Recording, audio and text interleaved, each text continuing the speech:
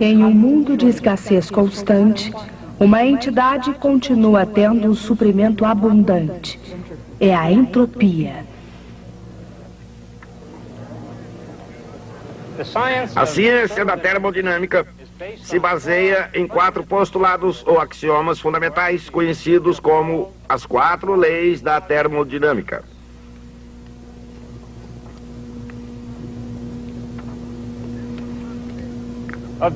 Dessas 4 leis, a segunda foi a primeira a ser descoberta.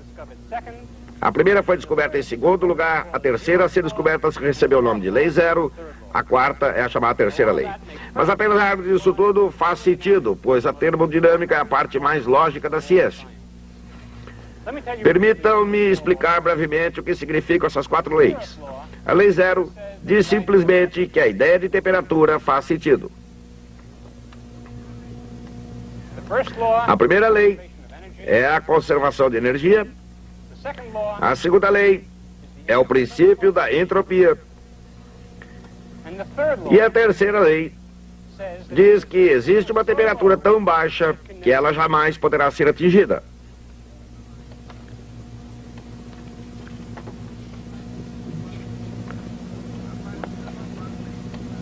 A partir dessas 4 leis, foram deduzidas não apenas as propriedades da matéria, mas o destino do próprio universo. Mas se quisermos chegar a algum lugar, é melhor começarmos agora. A Academia de Bilhar de Choque é uma espécie de santuário, onde por trás da luz forte dos refletores, celebridades do esporte, figuras da alta sociedade e capitães da indústria se reúnem movidos por um interesse comum. Alguém pode ficar imaginando como esses cavalheiros conseguem manter seus nomes longe dos jornais. Isto para não falar das revistas eruditas. Observador casual poderia perguntar: o que cidadãos decentes como esses estão fazendo num lugar como este? Mas para os que estão por dentro, seu objetivo é óbvio: investigar as leis da termodinâmica.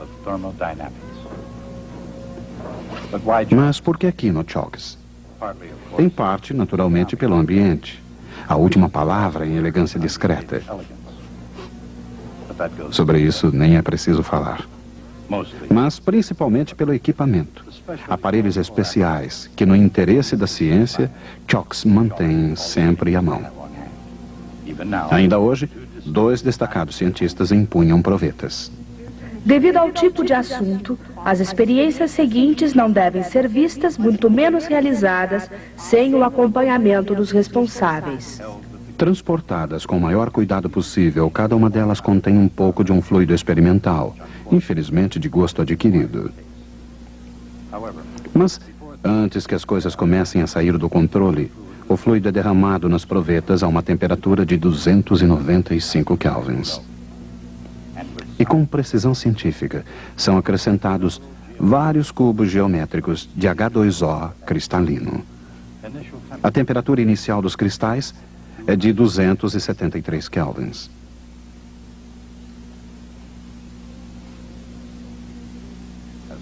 Com o passar do tempo, o calor do fluido quente chega aos cubos, mas o gelo não aquece. Os cubos não derretem imediatamente, o que provocou uma controvérsia científica. O que, é claro, exigiu mais testes. Em 126 experiências, quem está contando? Nenhum dos cientistas de Chalks conseguiu constatar um único caso de um cubo de gelo quente. Mas, por outro lado, eles descobriram uma diluição das propriedades do fluido experimental. O gelo, permanecendo a uma temperatura constante de 273 kelvins, derrete, transformando-se em água quando o calor flui até ele. O que explica esse estranho comportamento, seja no Chalks ou em qualquer outro lugar do mundo? Chega uma hora, é claro, em que o gelo derrete. Mas em seu estado sólido, por que será que ele não esquenta? De qualquer maneira, no final das contas, o gelo, o fluido experimental e tudo mais atingem um estado de equilíbrio. Em algum lugar, pelo menos na teoria, existe um estado celestial chamado equilíbrio. Mas na vida real, é difícil encontrar esse equilíbrio.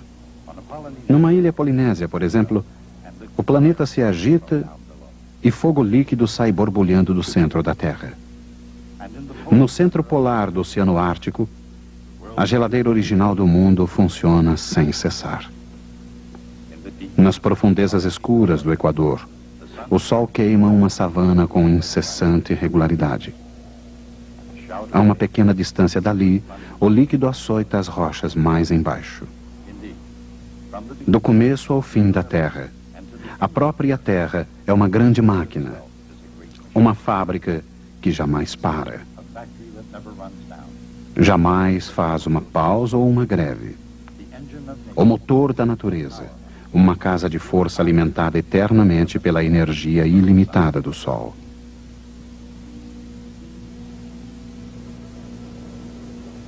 Sejam os ventos alísios dos oceanos, ou os motores diesel dos navios que por eles navegam, todos os motores funcionam, porque o calor em movimento pode colocar a matéria em movimento. Durante séculos, o motor térmico esteve por toda parte. Mas no passado, ou no presente, o calor propriamente dito vai sempre, naturalmente, numa única direção, da alta para a baixa temperatura. A existência de qualquer motor da Terra, e isso inclui a própria Terra, depende de uma das suas partes funcionar numa temperatura mais alta do que a outra.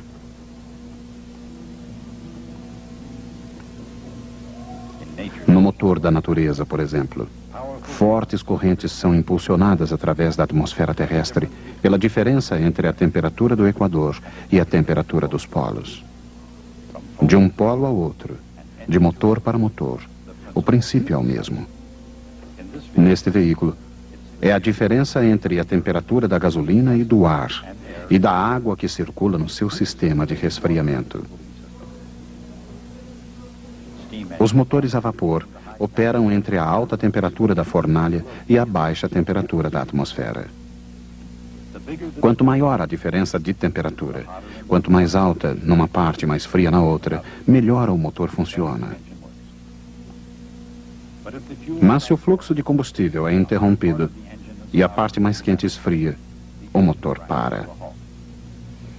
Naturalmente, isso pode significar problemas. Caso todas as partes do motor tivessem a mesma temperatura, se todo o movimento cessasse e não restasse qualquer vitalidade, o motor atingiria seu estágio final, o estado de equilíbrio. O que acontece então de uma perspectiva científica? Neste cálculo de dinâmica molecular, cada par de átomos está programado para interagir com uma força interatômica realista.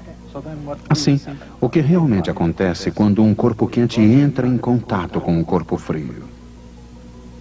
A energia térmica flui do mais quente ao mais frio, até que os dois corpos atingem a mesma temperatura.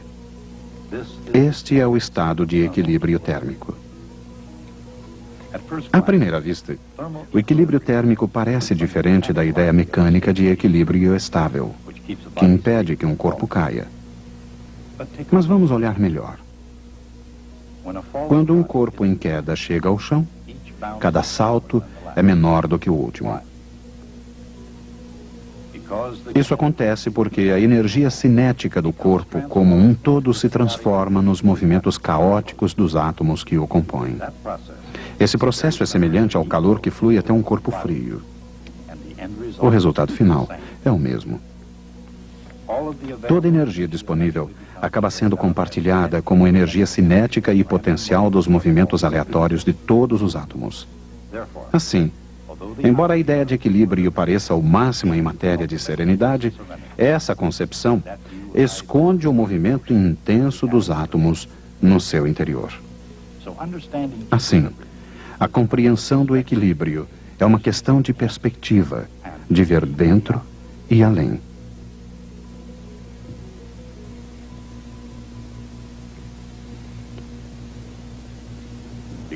O equilíbrio é um estado em que todas as temperaturas são iguais. Um lugar em que nenhuma máquina funciona. Nenhum geyser lança água. Nenhum vulcão entra em atividade. Nenhuma água cai. Nenhum motor grande quer trabalhar. Assim como nenhum motor pequeno é capaz de funcionar. Em toda parte, a natureza parece impelida na direção do estado de equilíbrio. Corpos quentes e frios procurando atingir a mesma temperatura. E corpos em queda, transformando um trabalho útil num calor inútil. Do ponto de vista da física, quando a natureza apresenta um comportamento tão universal, isso deve ter uma explicação científica. E tem. A explicação começou naturalmente como uma ideia. A ideia da construção de uma melhor máquina a vapor. Um homem chamado Carnot conseguiu demonstrar que para uma fonte de trabalho profícua não há nada mais eficiente do que um motor que simplesmente não funciona. As mais notáveis ideias de Sadi Carnot nunca funcionaram e provavelmente jamais funcionarão na vida real. Mas ele desejava criar um motor, o mais perfeito que a natureza permitisse e a lógica que melhor o explicasse. Dada a diferença de temperaturas, uma temperatura alta TI e uma baixa temperatura T0, Carnot concebeu uma perfeita abstração. Seu motor recebe calor QI da alta temperatura, transforma parte dele em trabalho W, expelindo o restante, Q0, na forma de calor, para a fonte de temperatura mais baixa. Como o ciclo de Carnot era capaz de funcionar igualmente bem na direção oposta, ele era a própria imagem do motor ideal, a máquina mais eficiente permitida pelas leis da natureza. Mas com a morte prematura de Carnot, suas ideias, praticamente ignoradas desde o início, pareciam destinadas ao esquecimento. Elas provavelmente teriam acabado aqui, se dois grandes cientistas não tivessem se interessado pela teoria de Carnot. Rudolf Clausius, um físico alemão, e William Thomson, um professor de filosofia de Glasgow, que se transformaria em Lord Kelvin, resgataram os escritos originais de Carnot e, a partir dessas mesmas páginas, criaram a ciência da termodinâmica. No raciocínio de Carnot, Clausius e Thomson perceberam um fato notável, e os perceberam nos termos de uma surpreendente simplicidade matemática. No motor ideal de Carnot, a razão do calor recebido e do calor desperdiçado era a mesma razão das duas temperaturas absolutas necessárias para acionar o motor. Este era o ideal, nascido da imaginação de Carnot. Algo que entra é igual ao que sai. E se isso não é o calor ou a temperatura, o que seria então? É o calor dividido pela temperatura na qual ele flui. De acordo com Clausius, isso é entropia. No motor de Carnot, a entropia flui de uma fonte de alta temperatura, cumpre a sua missão, e a mesma quantidade de entropia flui para fora numa baixa temperatura. Assim, um motor ideal não apenas conserva a energia, ele conserva também a entropia. Isso é o ideal. Mas e a realidade? Na vida real, com um motor que ressoa e resfolega, o que acontece de verdade? Antes de mais nada, todos os motores conservam energia. O trabalho realizado é igual à diferença entre o calor que entra e o calor que sobra. Mas utilizando as mesmas temperaturas, um motor real realiza menos trabalho que o ideal de Carnot. Ele faz menos trabalho, deixando uma maior quantidade de calor a ser liberada. Mesmo quando a entropia que entra seja igual à de um motor de Carnot, a entropia que sai é maior. Esse é um fato surpreendente. A entropia que sai de um motor real é maior que a entropia que entra nele. Será que os motores de verdade produzem entropia a partir do nada? Exatamente. E isso acontece porque nos motores de verdade, o fluxo de calor não é isotérmico. Os processos envolvidos não são adiabáticos, ocorre sempre fricção entre as partes móveis. Não importa qual possa ser o produto final, Todos os motores reais produzem entropia. E não importa as condições do local de trabalho, o estoque de entropia aumenta sempre. Não importa o lugar de trabalho, o homem não detém a patente da fabricação de entropia. Constantemente, as máquinas da mãe natureza produzem entropia. Ninguém na Terra pode concorrer com a sua produção. Cada corpo de matéria no universo contém alguma entropia. Embora nem sempre seja fácil determinar a quantidade de entropia de um corpo, não é difícil determinar quando a entropia flui de um corpo para outro. Se o calor flui de um corpo a temperatura T, a entropia do corpo diminui em Q sobre T. Se o calor entra, a entropia do corpo aumenta dessa mesma quantidade. Através do cosmos, sempre e onde quer que flua o calor, a entropia flui junto com ele. Todos os motores extraem o calor de alguma parte. O sol, talvez, ou a caldeira de um navio, usam parte dele para realizar trabalho e liberam o restante. Onde é liberado esse calor, não é algo muito importante. Ele flui na atmosfera, no mar, qualquer lugar frio e grande o suficiente para não ser afetado por esse fluxo de calor. Os motores concebidos pelo homem operam da mesma forma que aqueles concebidos pela mãe natureza. Enquanto o calor fluir de temperaturas altas para temperaturas baixas, o mundo continua em movimento. Enquanto houver combustível, carvão, petróleo, madeira, ou o que quer que seja que produza energia, as coisas continuam se movimentando. Mas se o fornecimento de combustível é interrompido, o calor deixa de fluir. O corpo esfria. Sua temperatura vai declinando pouco a pouco. Quando sua temperatura é a mesma do meio ambiente, ele atingiu um estado de equilíbrio. Enquanto o calor fluir e um corpo quente seja mais quente que o frio, a entropia aumenta. E continuará aumentando, até que nada mais possa acontecer além do estado de equilíbrio. Caso isso aconteça, a entropia para de crescer. Em outras palavras, o estado de equilíbrio é o estado de entropia máxima. Todos os processos da natureza podem ser admitidos como impulsos constantes para aumentar a entropia do universo. Embora esses fatos sejam aceitos pela maioria dos círculos científicos, alguns pesquisadores dedicados não acham que sejam o suficiente. Pois existe um fato que ainda deixa perplexos os mais curiosos. Embora o gelo derreta quando o calor flui através dele a partir do fluido experimental, ele não aquece enquanto restar alguma parte sólida. Por quê? Um fluxo de calor provoca a transformação de gelo em água, mantendo sua temperatura constante. Assim, ao se transformar de gelo em água, a entropia da água aumenta. Isso significa que a água é um estado de entropia mais alta que o gelo.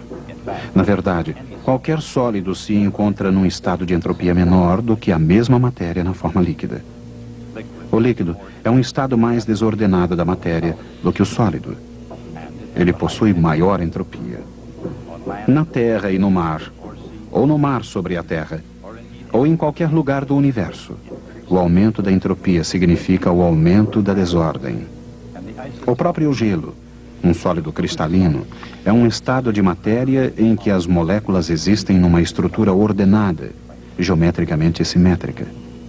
Num sólido, quando os átomos se aglomeram na configuração mais favorável, as moléculas são dispostas de maneira a reduzir sua energia potencial ao mínimo. Com a água, a situação é bem diferente.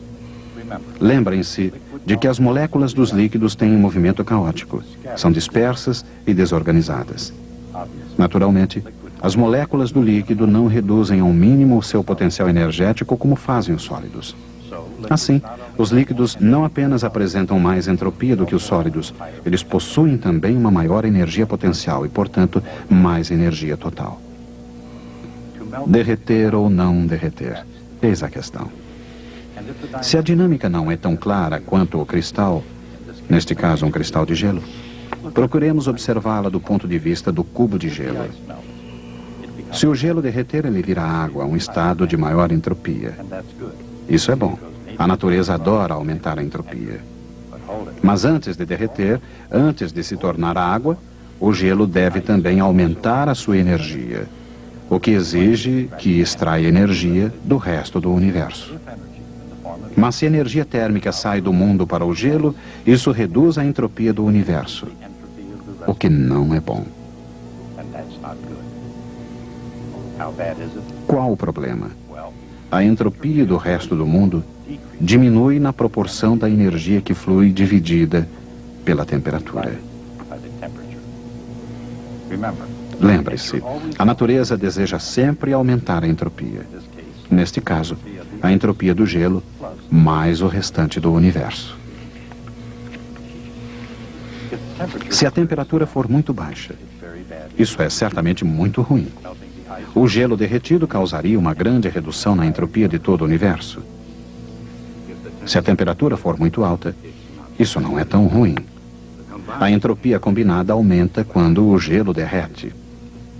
É por isso que, no grande esquema do universo, o gelo jamais derrete numa temperatura muito baixa.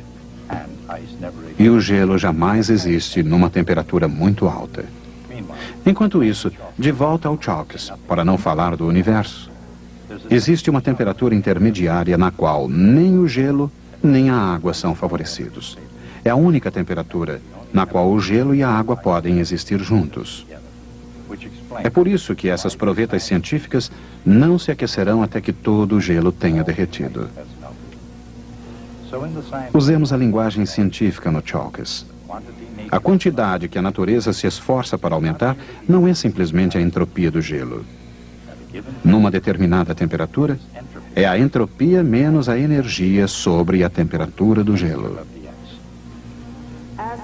À medida em que a energia menos a temperatura vezes a entropia de qualquer amostra diminui, a entropia de todo o universo aumenta. E menos TS é chamada energia livre. Embora não exista almoço grátis, existe muita energia livre. Cada partícula de matéria no mundo faz o possível para que sua cota de energia livre seja a menor possível. É isso o necessário para aumentar ao máximo a entropia do universo. Assim, dentro dos limites de uma proveta científica, da mesma forma como em todo o universo, a lei do aumento da entropia leva a matéria da ordem à desordem.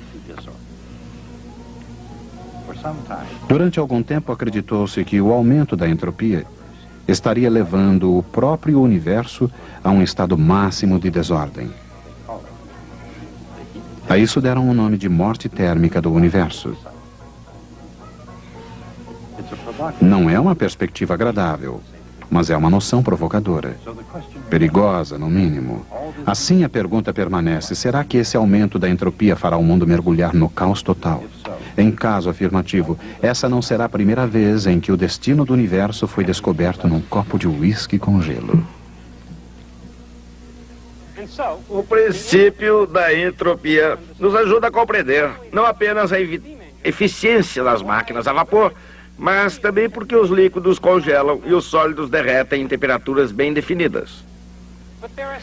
Algumas pessoas acreditam que isso tem um significado mais profundo. Acreditam que o princípio da entropia defina a direção do fluxo do próprio tempo. Eu vou explicar melhor. Suponhamos que seja possível observar a colisão entre dois átomos. Um dos átomos pode chegar assim e sair assim. O outro átomo colide com o primeiro e sai naquela direção.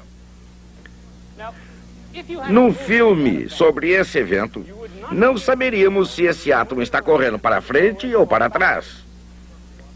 A nível microscópico, a lei da entropia não se aplica.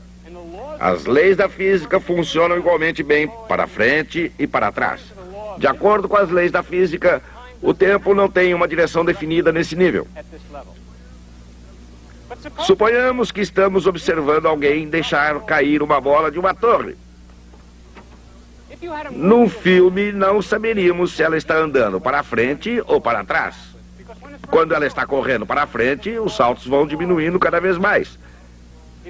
Mas se os saltos vão aumentando, logo saberíamos que o filme está sendo projetado de trás para frente. Agora a energia da bola se transforma em calor. Isso aumenta a entropia do universo. E você sabe que a maneira correta de mostrar o filme é na direção em que a entropia aumenta. Isso define a direção do fluxo de tempo. Alguns acreditam que a segunda lei da termodinâmica define a direção do fluxo do tempo. Outros dizem que isso não passa de uma simples tautologia.